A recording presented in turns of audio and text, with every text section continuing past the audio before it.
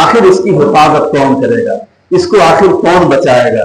یہ جو ہے آپ جس گھر کے اندر اس وقت موجود ہیں، اہل خانہ، یہ صاحب خیر ہیں، اللہ ان لوگوں میں برکت دے۔ انہوں نے کہا کہ آپ شروع کیجئے، یہ جگر کی بات ہے، اور آپ حضرات کی شجاعت اور آپ حضرات کی ہمدردی اور محبت کی بنیاد پر ہم نے بھی اپنے قدم کو آگے بڑھایا کہ انشاءاللہ جو ہونا ہوگا ہوگا۔ آپ یاد رکھیے اس کی حفاظت ہم سب کی ذمہ داری ہے۔ آج اگر کسی طرح کا کوئی حالات ہمارے سامنے آتے ہیں تو صرف یہ نہیں مفتی صاحب کے اوپر حالات آ گئے، اگر کوئی شخص یہ کہتا ہے کہ مفتی صاحب کے اوپر حالات آ گئے، ہم یہ سمجھتے ہیں کہ اس کو مدرسے سے محبت نہیں۔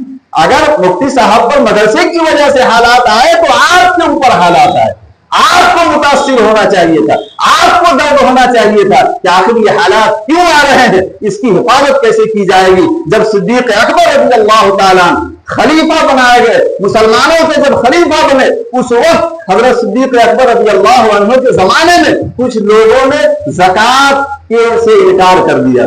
اللہ کے نبی علیہ السلام کے زمانے میں جو جانور لوگ زکوٰۃ دیتے تھے تو رسی بھی زکوٰۃ کے ساتھ دے دیا کرتے تھے جانور کے ساتھ، تو اس وقت کچھ لوگوں نے جانور تو دیا لیکن رسی دینے سے انکار کر دیا۔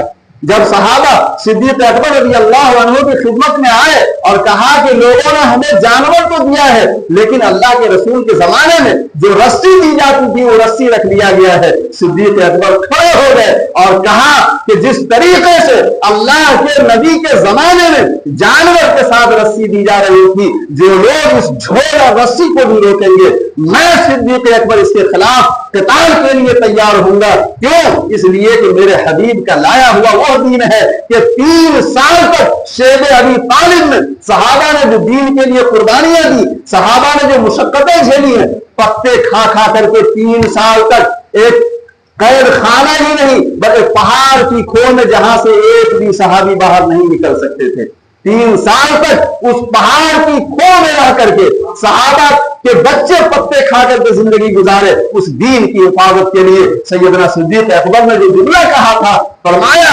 اَيَنْقُصُ الدِّينُ وَأَنَا حَيٌّ، کیا اللہ کا دین مٹ جائے اور میں زمین پر زندہ رہوں؟ ایسا نہیں ہو سکتا ہے۔ جب تک ہماری آنکھ کھلی رہے گی، ہماری سانس جاری رہے گی، اللہ کے دین کی حفاظت کریں گے انشاءاللہ۔